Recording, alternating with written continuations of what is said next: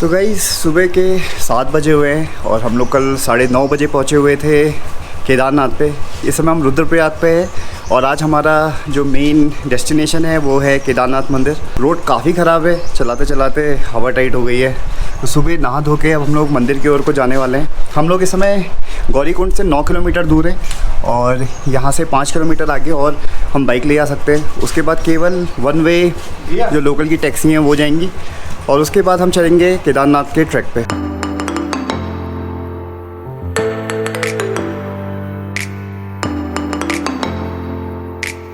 हम लोग पहुंच चुके हैं सोनप्रयाग पार्किंग पे।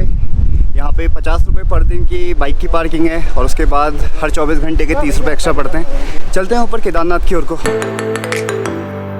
अगर आपको 4 धाम यात्रा में जाना है, केदारनाथ उसमें से एक है, बद्रीनाथ, और अगर बाकी 2 में भी जाना है तो जो आपको एक ई पास बनाना पड़ेगा और ई पास बनाने के लिए जो लिंक है वो ये पड़ा है। पीछे बन रहे हैं ई पास केदारनाथ जाने के लिए और इधर हो रहा है मेडिकल चेकअप। हमारा कंप्लीट हो गया है। अब हम सीधे चलेंगे ऊपर केदारनाथ के ट्रैक की ओर को। हम लोग जा रहे हैं गौरीकुंड की ओर को और यहाँ से जो शटल लगती है आप अपनी गाड़ी नहीं ले जा सकते हैं। उसका चार्ज है पर पर्सन 40 रुपीज़।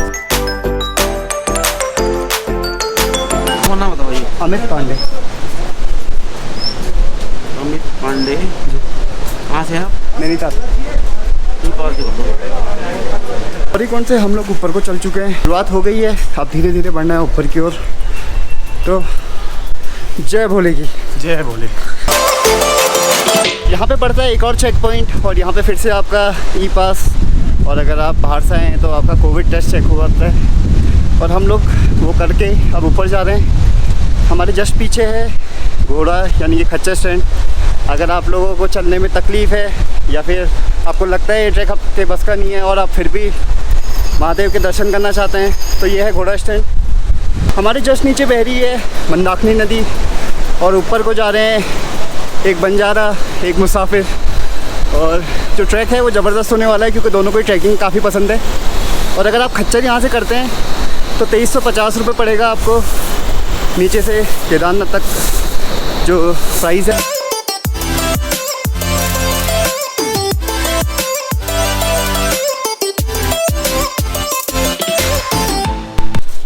थकाई तो नहीं लग रही आपको? नहीं? केदारनाथ मंदिर है 11,755 फीट की ऊंचाई पे स्थित। ये 1200 साल पुराना बताया जाता है और इसको बनाने के पीछे या किसने बनाया है बहुत सारी कथाएं हैं। उनमें जो सबसे ज़्यादा विश्वसनीय मानी जाती है वो है कि पांडवों ने महाभारत के युद्ध के बाद भगवान शिव का आशीर्वाद प्राप्त करने के लिए कि उन्होंने जितने अपने भाई बंधुओं की हत्या की है तब बनाया था और यहाँ उन्होंने शिव जी से आशीर्वाद प्राप्त किया था। और श्री शंकराचार्य ने 8वीं शताब्दी पे इसका जीर्णोद्धार किया था। मेरे जस्ट पीछे है भैरव मंदिर और यहाँ पे चीड़ और कपड़े को चढ़ाया जाता है और अपनी जो यात्रा है वो मंगलमय हो उसकी कामना करी जाती है। तो हम लोग भैरव बाबा की आगे नमन करते हैं और अपनी यात्रा को वापस चालू करते हैं। केदारनाथ धाम का काफ़ी महत्व है क्योंकि ये एक तो 12 ज्योतिर्लिंगों में से एक ज्योतिर्लिंग में गिना जाता है। दूसरा महादेव के भक्त यानी कि शिव जी के भक्त काफ़ी मात्रा में यहाँ आते हैं और महाभारत के वजह से इसका काफ़ी उल्लेख मौजूद है कि किस तरह ये बना था।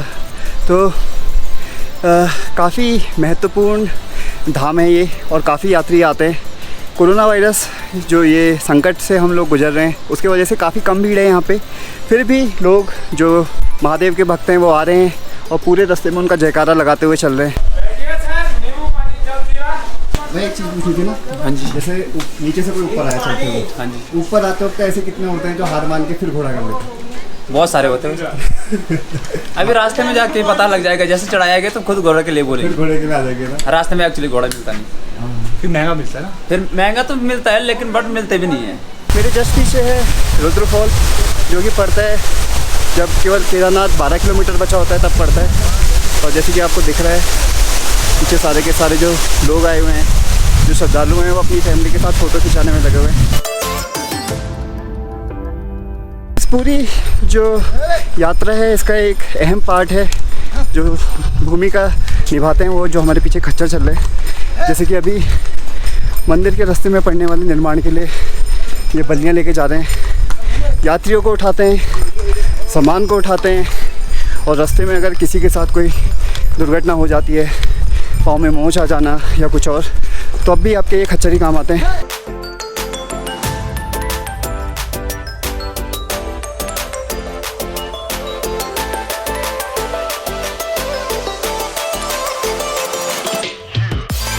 हम पहुंच चुके हैं प्राचीन हनुमान चट्टी पे और यहाँ पे बजरंगबली का आशीर्वाद लेके चलते हैं वापस ऊपर की ओर को। जय श्री राम। मेरे साथ है हरिद्वार के उज्जवल जी, जो कि पूरे रास्ते आए शिव जी के जो भजन है और वो बजाते हुए चले, पूरे रास्ते में जोश भर दिया इन्होंने। जय शंकर की, जय भोले की, जय भोले की, जय करो वीर बजरंगी। जय भोले की, जय भोले की, जय भोले। कैसा रहा आपका दर्शन? बहुत बढ़िया भैया।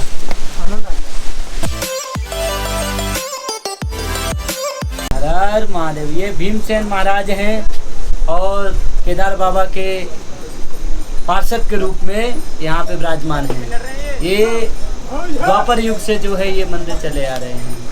ठीक है। और आपका दर्शन बाबा जी? हमको तो बस आते जाते रहते हैं, जब मन होता है, इच्छा होती है, हम यहाँ रुकते हैं, आनंद लेते हैं। हर महादेव। केदारनाथ धाम काफ़ी महत्वपूर्ण धाम है। इसका उल्लेख महाभारत में मिलता है कि इसको पांडवों ने बनवाया था।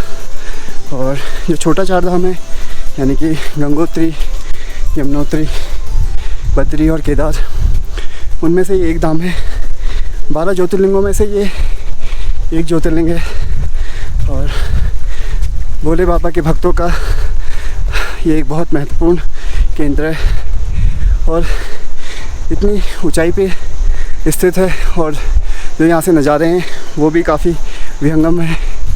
तो मुझे जल्दी है कि पहले जल्द से जल्द एक झलक मिल जाए केदारनाथ पर्वत की। जय शंभो, जय भोलेनाथ।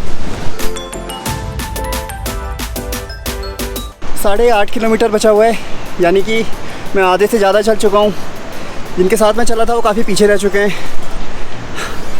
बढ़ते हैं वापस आगे की ओर को, भोले का नाम लेके। जय भोले की।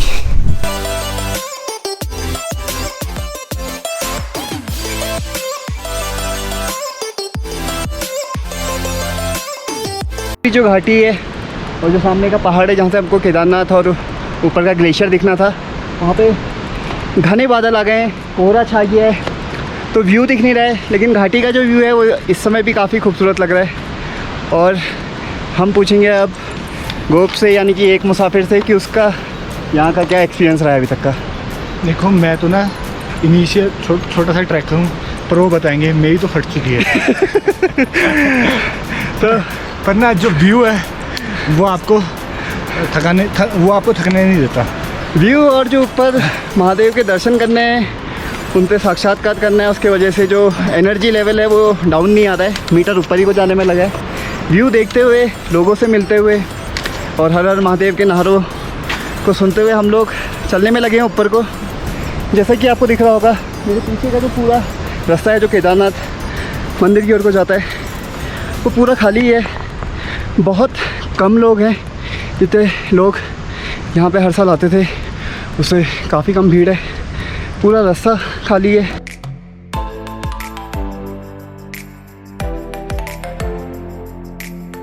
मैं पहुंच चुका हूँ इस समय लिंचोली पे और यहाँ पे लिखा हुआ है कि यहाँ पे फ्री वाईफाई उपलब्ध है। लेकिन ट्रैकिंग पे या घूमते हुए जब मैं बाहर आता हूँ तो जितना हो सके उतना इंटरनेट से दूर रहता हूँ।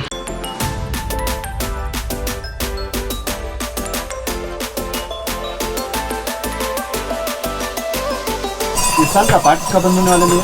16 नवंबर। 16 नवंबर को सर। तो आप लोग भी उसी के बाद नहीं चाहते या? हम अभी रहेंगे दिसंबर में, हमारा कंस्ट्रक्शन भी चल रहा है। रास्ते में इस तरह के खाने पीने की बहुत सारी छोटी छोटी दुकानें, और जितने भी यात्री थक वक जाते हैं या उन्हें कुछ खाना पीना होता है तो यहाँ रुकते हैं। काफ़ी अच्छी अच्छी चीज़ें आपको खाने को मिलेंगी। उसमें है जैसे नींबू पानी और जलेबी बन रही है यहाँ पे गरम गरम, समोसे हैं, पराठे हैं। तो ऊपर आते वक्त आपको खाने पीने की कोई ज़्यादा टेंशन नहीं लेनी है। मेरे जस्ट पीछे है दूसरा ग्लेशियर और यहाँ पे जो नदी की धारा है वो भी बहते हुए दिखाई दे सकती है। इस समय यहाँ पे इतना बड़ा ग्लेशियर का साइज है तो सोचिए जब यहाँ बर्फ़ गिर जाती होगी उसके बाद यहाँ क्या लगता होगा। जैसे कि सभी जानते हैं महादेव का मूल निवास कैलाश पर्वत पे है और उनके जितने भी उत्तराखंड में प्रमुख धाम हैं, केदारनाथ भी, वो सभी पंच केदार को मिला के ऊंचे पर्वत पे स्थित हैं। उनका सबसे ऊंचा मंदिर जो है वो तुंगनाथ है, जो कि दुनिया का सबसे ऊंचा शिव मंदिर में गिना जाता है। तो भगवान के दर्शन करने के लिए, उनके धाम तक का पहुंचने के लिए इन पहाड़ों को चढ़ना पड़ता है और महादेव के सभी भक्त उनका नाम जयकारा लेते हुए धीरे धीरे ऊपर की ओर को बढ़ रहे हैं। मैं पहुंच चुका हूं गाइस रुद्रा पॉइंट पे और यहाँ से जो नीचे का नज़ारा है वो कुछ ऐसा है। नीचे मंदाकिनी नदी बह रही है, दोनों ओर घाटी है, पहाड़ है और पूरी घाटी को धुंध ने और बादलों ने कवर कर रखा है। पे फिर से रजिस्ट्रेशन नंबर मांगा गया है और अब हम लोग आगे को जा सकते हैं।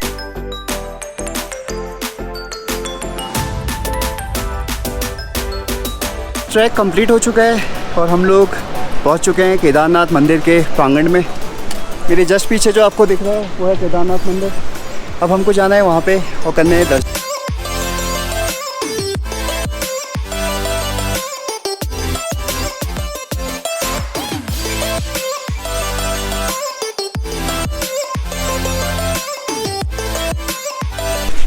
हम लोग हैं इस समय केदारनाथ मंदिर के परिसर में। पीछे है केदारनाथ का भव्य मंदिर और यहाँ के बारे में जो यहाँ के पंडित होते हैं उनके बारे में एक बात जाननी बहुत ज़रूरी है कि यहाँ के जो मुख्य पंडित होते हैं वो कर्नाटक के वीरशैव संप्रदाय के होते हैं। उनको रावल भी कहा जाता है। वो लोग यहाँ पूजा करते तो नहीं हैं, उनके निर्देशानुसार जो बाकी के पंडित होते हैं वो पूजा संपन्न करते हैं। और जब यहाँ पे जाड़े का मौसम आता है तो जब यहाँ की प्रतिमा को ऊखीमठ ले आया जाता है तो जो रावल होते हैं वही उस प्रतिमा को यहाँ से ऊखीमठ की ओर को लेके जाते हैं।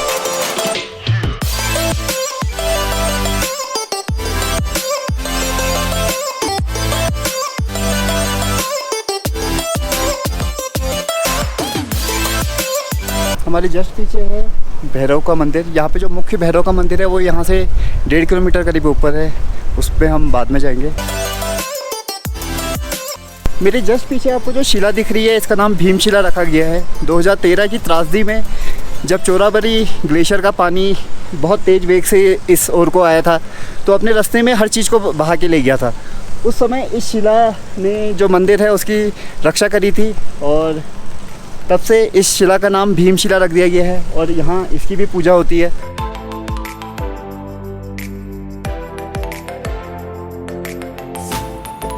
पूरे मंदिर परिसर में दूर दूर से लोग आए हैं। भीड़ ज़्यादा तो नहीं है पर जितने भी आए हैं सब महादेव के बहुत बड़े भक्त हैं और लोग अभी से शाम की आरती के लिए मंदिर परिसर के बाहर बैठ चुके हैं। और अभी भी मंदिर के पीछे का जो दृश्य है वो काफ़ी सुंदर है।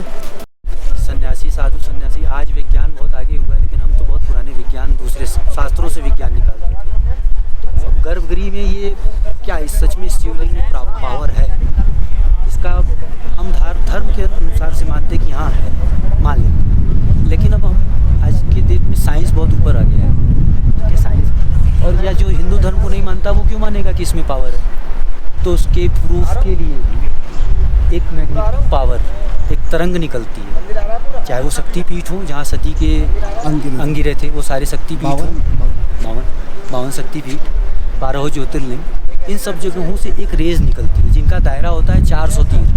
400 तीर, एक तीर के पीछे एक तीर, और वो चारों तरफ, चारों दिशाओं में 400 तीर का दायरा, वो पूरी एक पावर वहाँ आपको मिलेगी। अगर जिससे आप स्कैनिंग के क्या उसको बोलेंगे मैग्नेटिक पावर के लिए जो भी एक मशीन इस्तेमाल करते हैं कि यहाँ कोई है कि नहीं पावर, उस मशीन से आप चेक करेंगे तो उस मीटर में आपको ब्लिंक करेगा। आप खुद भी खड़े होंगे महसूस करेंगे, वहाँ जाके खड़े होंगे कुछ और महसूस करेंगे, यहाँ खड़े होंगे कुछ और महसूस करेंगे। उस पावर का आपको खुद मेडिटेशन।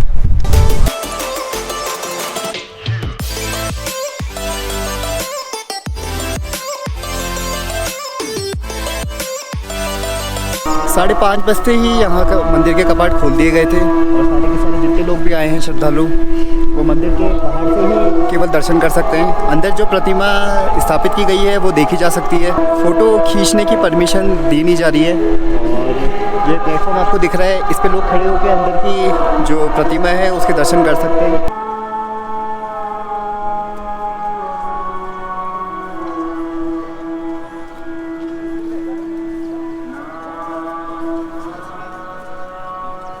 तो गाइस हम लोग अब जा रहे हैं भैरवनाथ के मंदिर पे, जो कि उस चोटी के ऊपर बना हुआ है जहाँ पर आपको झंडे दिख रहे हैं। इन्हें इस क्षेत्र का रक्षक कहा गया है और इनका मंदिर जो है वो मुख्य मंदिर से करीब 1 किलोमीटर दूर पड़ता है। तो हम लोग जा रहे हैं वहाँ पे और करते हैं भैरवनाथ के दर्शन।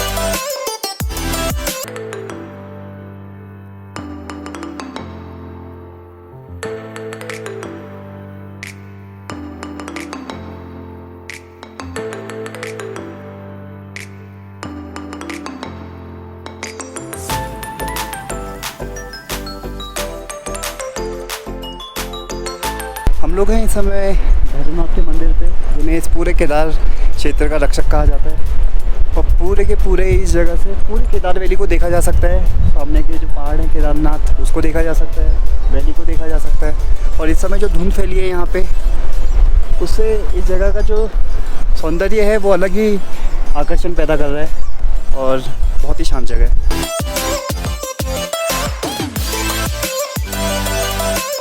इस मंदिर के बारे में थोड़ा बताइए। ये केदारनाथ के द्वारपाल के रूप में यहाँ पर इनका पूजन होता है। भुकुंड भैरव के नाम से इनका नाम है, भुकुंड भैरव। भुकुंड का मतलब होता है जो बोलने वाला होता है। तो ऐसा प्रचलन है कि यहाँ पर साधक यदि साधना करता है तो ये बात भी करते हैं। और जो मुख्य इनका जो यहाँ पर अभिनय है, यहाँ पर स्थापना इनका जो है भगवान केदार के क्षेत्रपाल के द्वारपाल के रूप में इनका पूजन होता है। और भगवान के जब पट खुलते हैं तो उससे पहले इनका पूजन होता है, इनके पट खुलते हैं। और जब भगवान के पट बंद होते हैं केदार क्षेत्र के, तो पहले इनके पट बंद होते हैं, उसके पश्चात। और ये यहाँ के पुरोहितों के भी आराध्य देव हैं। केदारनाथ तो हैं ही, लेकिन यहाँ के जो पुरोहित समाज है उनके इष्ट देव के रूप में वो इनका भी पूजन करते हैं। और यही यहाँ पर ये सतयुग से ये यहाँ पर स्थापित हैं। कालांतर में 500 वर्ष तक जैसे केदार क्षेत्र दबे रहे बर्फ में, तो ये बहुत पुरानी, मतलब ये समझ लीजिए कि सृष्टि के प्रारंभ की ही रचनाएं हैं।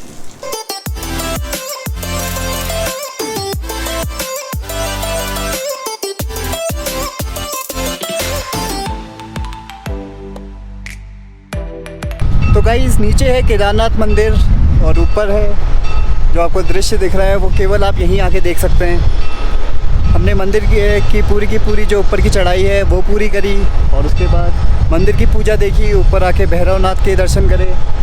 और जो अभी का हम दृश्य देख रहे हैं ऊपर, वो मैं आपको शब्दों में बयान नहीं कर सकता, मेरे पास शब्द है ही नहीं उसके लिए। अगर आपको मौका लगता है तो आइए केदारनाथ महादेव के दर्शन करिए और जो दृश्य मैं अभी आपको दिखा रहा हूँ उसे साक्षात अपनी आंखों से देखिए।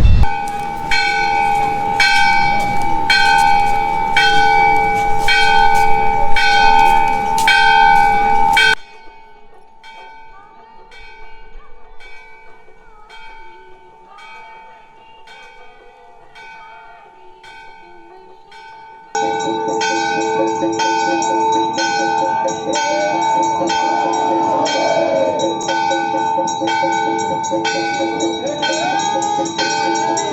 हर महादेव